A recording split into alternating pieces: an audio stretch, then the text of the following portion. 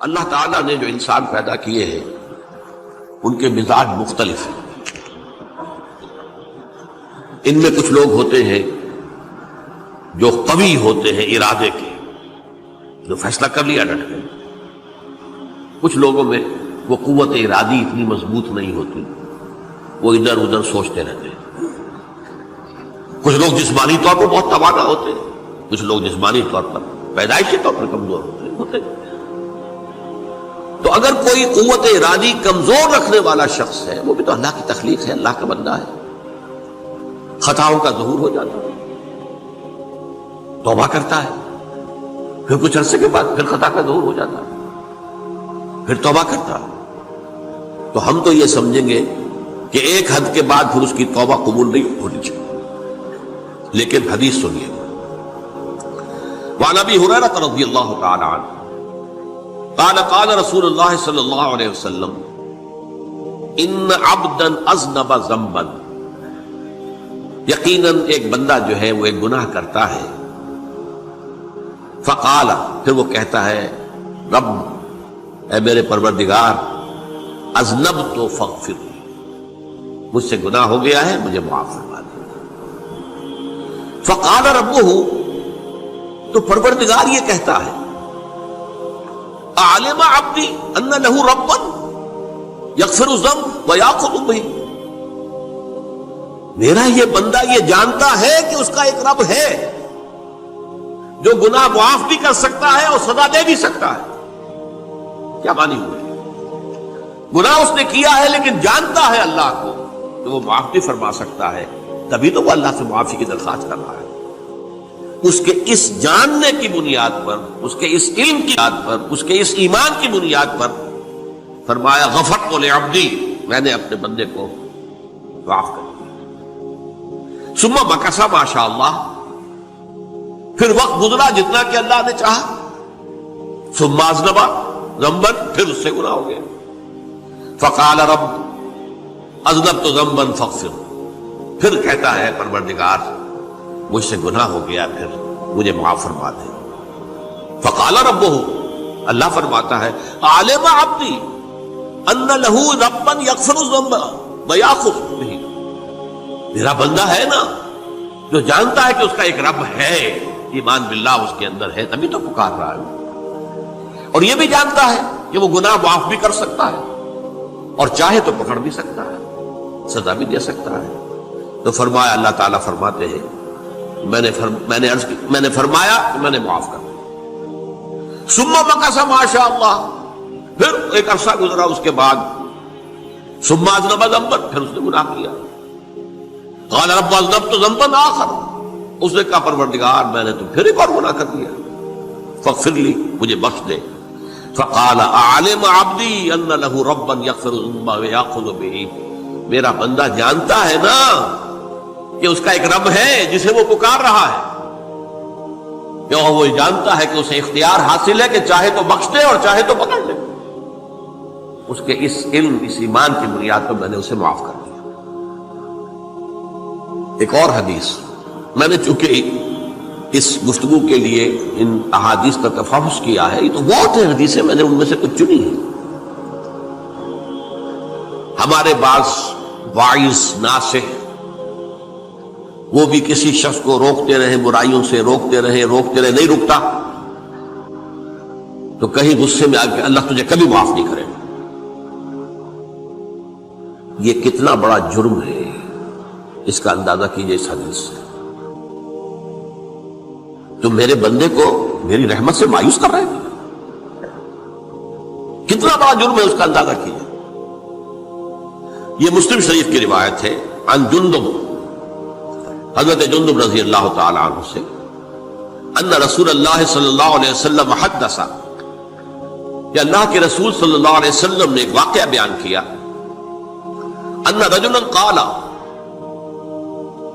کہ ایک شخص نے یہ کہا واللہ لا یغفر اللہ لفلان،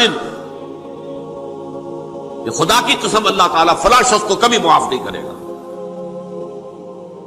وَأَنَّ اللَّهَ تَعَالَى قَالَ، اس پر اللہ تعالیٰ نے یہ فرمایا منزل نزیت اللہ علیہ، یہ کون ہے جو میرے اوپر حکومت کرنے والا آ گیا، جو میری طرف سے حکم لگا رہا ہے کہ میں کبھی معاف نہیں کروں گا؟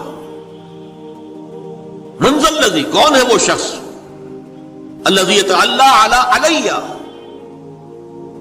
انی لا اغفر لفلان، کہ میں فلاں شخص کو کبھی معاف نہیں کروں گا، قد غفرت لفلان، اس کو تو میں نے معاف کر دیا، واحبطت عملہ، اس شخص کے تمام اعمال میں نے ضائع کر دیے کہ تم نے میرے بندے کو مایوس کیا۔ یہ ہے جرم کی انکار۔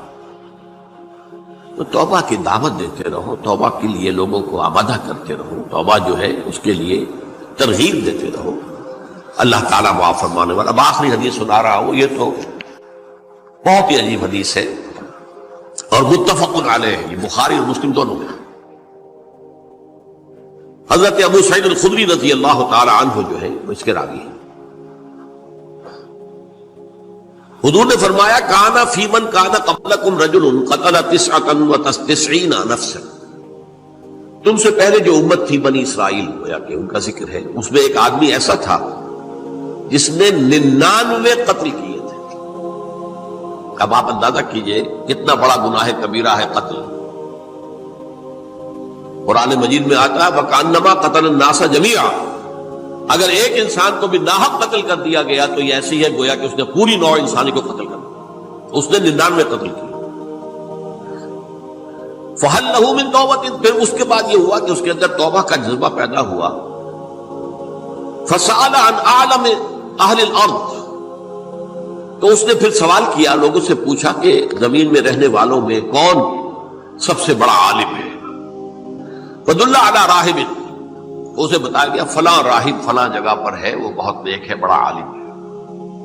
فَأَتَاهُ، وہ اس کے پاس آیا، فَقَالَ أَنَّهُ قَتَلَ 99 نَفْسًا فَهَلْ لَهُ مِن تَوْبَةٍ، انہوں نے کہا دیکھیے راہب صاحب، میں نے 99 انسان قتل کیے، اب مجھے یہ بتائیے کہ میرے لیے توبہ کا کوئی امکان ہے؟ فَقَالَ لَا، انہوں نے کہا نہیں۔ فَقَتَلَهُ، اس نے اس کو بھی قتل کر دیا۔ فَكَمَّلَ بِهِ 100، اپنی سینچری مکمل کر لی، مطلب 99 کے بعد ایک کی کسر تھی، اس کو بھی قتل کیا، 100 پورے کر لیا۔ ثُمَّ سَأَلَ عَنْ عَالِمِ أَهْلِ الْأَرْضِ، پھر اس نے پوچھا کوئی اور کوئی بڑے عالم انسان ہو۔ فَدُلَّ عَلَى رَجُلٍ عَالِمٍ، پھر اس کی رہنمائی کی گئی ایک بڑے عالم شخص کی طرف۔ فَقَالَ إِنَّهُ قَتَلَ 100 نَفْسٍ، تو اس نے وہاں جا کر کہا کہ میں 100 انسان ہلاک کر چکا ہوں، قتل کر چکا ہوں۔ فَهَلْ لَهُ مِن تَوْبَةٍ، میرے لیے توبہ کا کوئی امکان ہے؟ فَقَالَ نَعَمْ، کہا کیوں نہیں، 100 قتل کیے تب بھی کیا ہے، توبہ کا راستہ دروازہ کھلا ہوا، مَا لَمْ يُغَرْغِرْ، جب تک کہ وہ گھنگرو نہیں بج رہا اس وقت تک تمہارے توبہ کا دروازہ کھلا ہوا ہے۔ فرمایا نعم، وَمَن يَحُولُ بَيْنَهُ وَبَيْنَ التَّوْبَةِ، تمہاری توبہ کے درمیان اور تمہارے درمیان کون حائل ہو سکتا ہے؟ توبہ کا دروازہ کھلا ہے۔ لیکن ساتھ ہی کہا انطلق الی ارض کذا و کذا، اب تم ایسے کرو جہاں تم رہتے ہو وہاں نہ جاؤ واپس، وہاں کا ماحول اچھا نہیں ہے، معاشرہ اچھا نہیں ہے، ہو سکتا ہے کہ تم توبہ پر قائم نہ رہ سکو، تم فلاں جگہ چلے جاؤ، وہاں اچھے لوگ آباد ہیں، ان میں جا کر رہو۔ فإن بها اناس یعبدون اللہ تعالی، وہاں ایسے لوگ آباد ہیں جو اللہ کی بندگی کرتے ہیں۔ فاعبد اللہ معہم، تو تم ان کے ساتھ مل کر اللہ کی بندگی اور پرستش کرو۔ ولا ترجع الی ارضک، اپنی زمین کی طرف اپنے وطن میں واپس مت جاؤ۔ فإنها ارض سوء، وہ بری جگہ ہے۔ فانطلقا، تو وہ چل پڑا، ہجرت کر رہا ہے، اس جگہ جا رہا ہے جہاں کا راہب نے بتایا تھا۔ حتی اذا نصف الطریق، جب آدھا راستہ اس نے پورا کر لیا، اتاہ الموت، موت آ گئی۔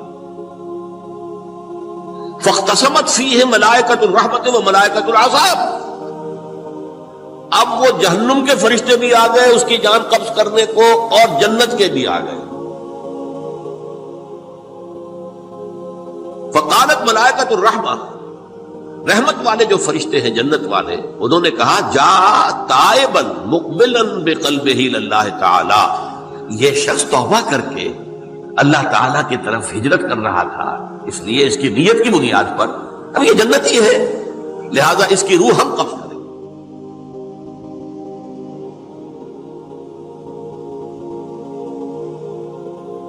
وقالت الملائکۃ العذاب، اور وہ جو عذاب والے فرشتے ہیں وہ کہیں گے انہ لم یعمل خیرا قط، تو نے توبہ کے بعد کوئی نیک عمل تو کیا ہی نہیں، تو کس بنیاد پر اس کو تم جنت میں لے جاؤ گے؟ اس کو تو دوزخ میں جانا چاہیے۔ فَأَتَاهُ مَلَكٌ فِي صُورَةٍ آدمی، تو ان کے پاس اللہ نے ایک اور فرشتے کو بھیج دیا آدمی انسانی شکل کے اندر، فَجَعَلُوهُ بَيْنَهُمْ، تو ان فرشتوں نے کہا بھائی ہمارا فیصلہ کرا دو، اس کی روح ہم لینا چاہتے ہیں یا ہم لینا چاہتے ہیں، انہیں حکم بنا دیا۔ فَقَالَ قِيسُوا مَا بَيْنَ الْأَرْضَيْنِ